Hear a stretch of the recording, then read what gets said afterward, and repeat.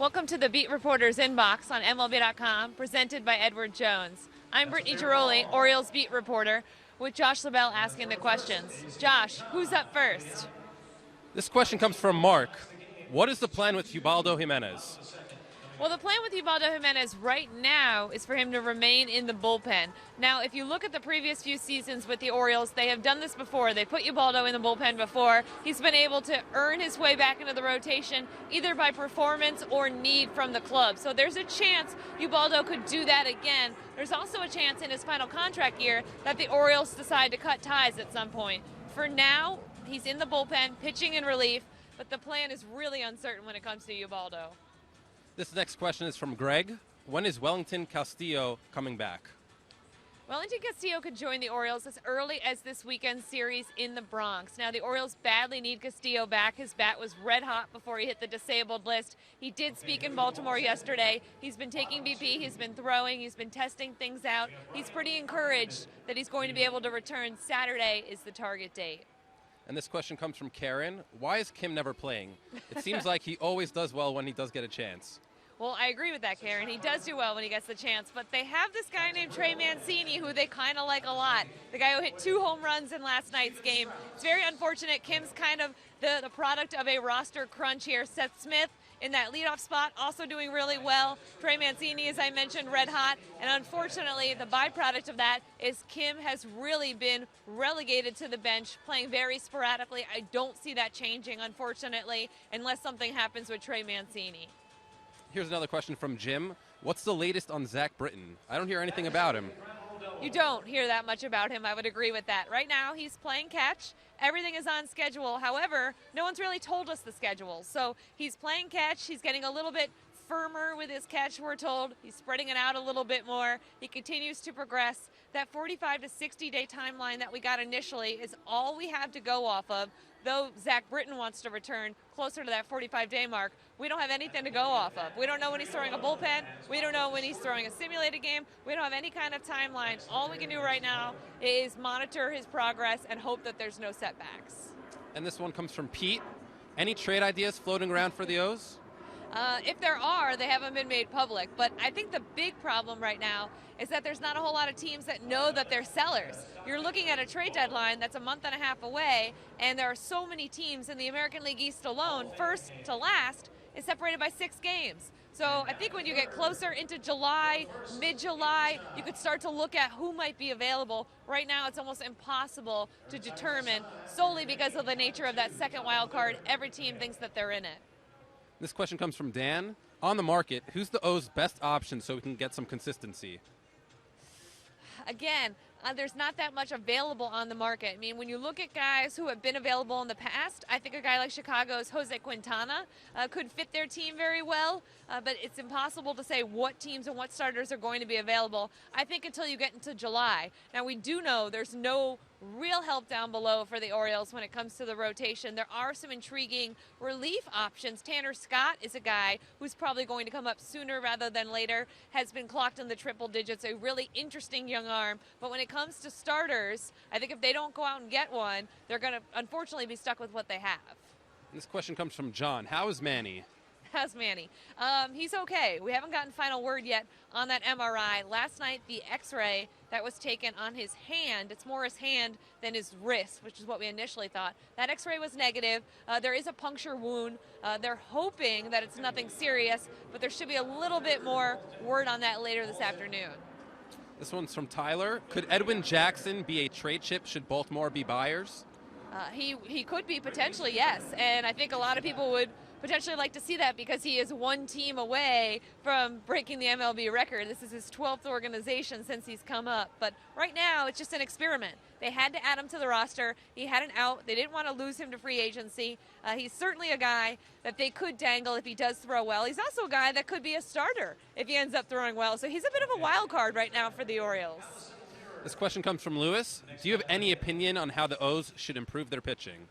Any opinion? Yes, I do. I think when they look at it, they've got to go out, and even if it means trading some of their minor leaguers, they finally have a group down there in the minors that could probably get them a decent rotation upgrade. I think you have to do that, and you have to upgrade this bullpen. They need more guys. They're going to get Zack Britton back, but they also, in my opinion, need another reliever. They've really struggled when it comes to relief, especially without Britton. I think if you're going to get a starter, you're still concerned over the innings, and you kind of want to do what they did several years ago, which is get an Andrew Miller type guy and continue to shorten up the game, because it's so tough to get starting pitching. It's at such a premium that the Orioles would almost rather be better served getting another bullpen arm. And this question comes from Jason. Trade deadline is coming, Britt. Do you see DD making a big farm move and going all in this year, or do you see him maybe wheeling and dealing like the Yankees last year and building the farm? I don't see him building the farm. I think that this is the window, and he has to go now. When you look at all these guys who could be free agents after next season, Manny Machado, Chris Tillman, Zack Britton, that window, Adam Jones, that window is closing, and it's closing rapidly. So when you look at the way this team is constructed, they're very much in win now mode. So I think with Dan Duquette, he's going to be looking for that. And as I mentioned, I think it is the time to pull the trigger and trade some of those minor league prospects if it means they're going to win this year. This is a wide open race in the AL East. They have to capitalize. This question comes from Jenny. Do you see Kim as a potential trade piece, or will we keep him around for a continued fill-in? I think if there's enough interest in him, absolutely. He doesn't have a role on this team the way it's set up, and they can't send him to the minor leagues without his consent. He opted to not go to the minor leagues at the start of last season, so I don't think that's an option right now. I do think that is certainly a move that they would like to make, but I don't know how much interest there is in him. He rarely plays. They don't really have the ability to showcase him, so I think that's probably what's hampering them. And this question comes from Jamie. Orioles versus Yankees. Predictions for this weekend? Predictions. The Orioles have had a hard time winning in the Bronx. I think if they can pitch, they can stay in almost any game. And if you look at the last two nights, that's certainly got to give them some momentum, being able to rally back from those big deficits. But the Yankees are a good, young, exciting team to watch. I would be very surprised if the Orioles were able to march in there and could take a commanding series win.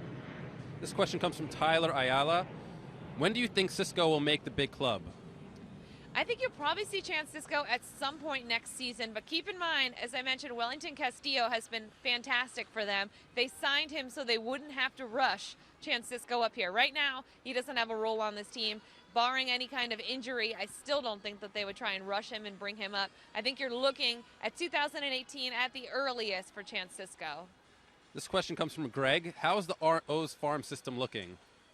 Much better than in improved years. I've talked to a lot of scouts that are outside the organization that think that they finally have the pieces in place to make that impact move if they want to make that impact move. We talked about catcher Chance Cisco. We also talked about left-handed reliever Tanner Scott. They also have a guy named Ryan Mountcastle who could warrant certainly some trade attention. Mike Wright, who's currently with the club, Tyler Wilson. These are guys they could package and make that deal. There are guys in the minor leagues for the first time in several years. We've always talked about the Orioles don't have the guys to make a move. Well, they do have the guys to make a move finally, and I think they're going to do it.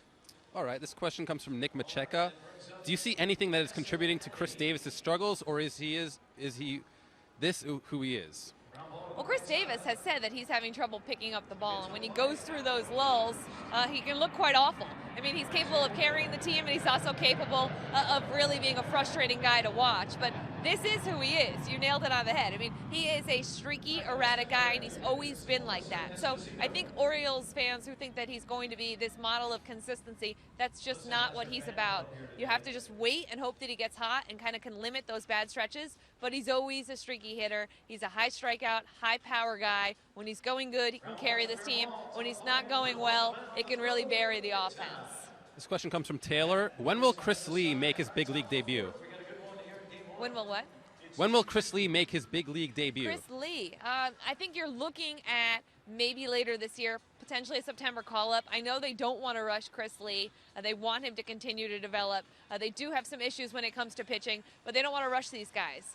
They want to make sure that they're ready. So he's not on the immediate radar right now in terms of rotation help, but certainly he's somebody the organization is very high on, and again, could be a September call-up to kind of get his feet wet. And this comes from Connor. Do you think Trey Mancini will become a star by the end of the year?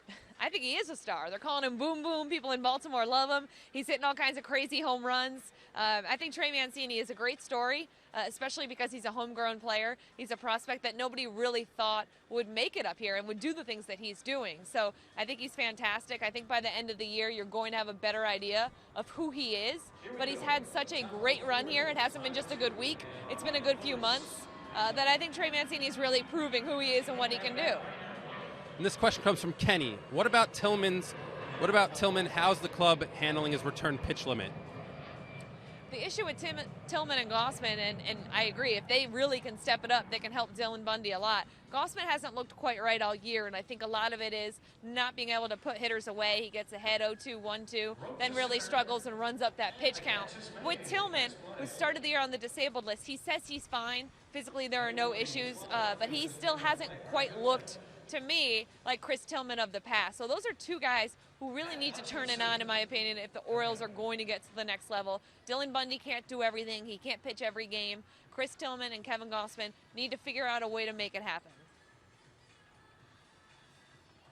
Thanks for watching the Beat Reporters Inbox on MLB.com, presented by Edward Jones. We'll catch you again next time.